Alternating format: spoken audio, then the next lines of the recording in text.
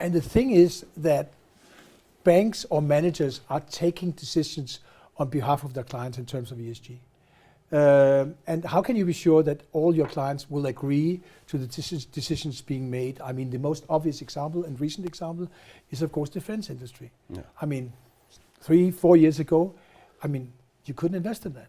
And today, of course, it's the opposite. We are seeing dedicated defense funds. Yeah. But it could be other elements. I mean, my favorite example was if, for instance, a Danish lobby organization invested through a bank and it was not allowed to invest in tobacco companies. Mm.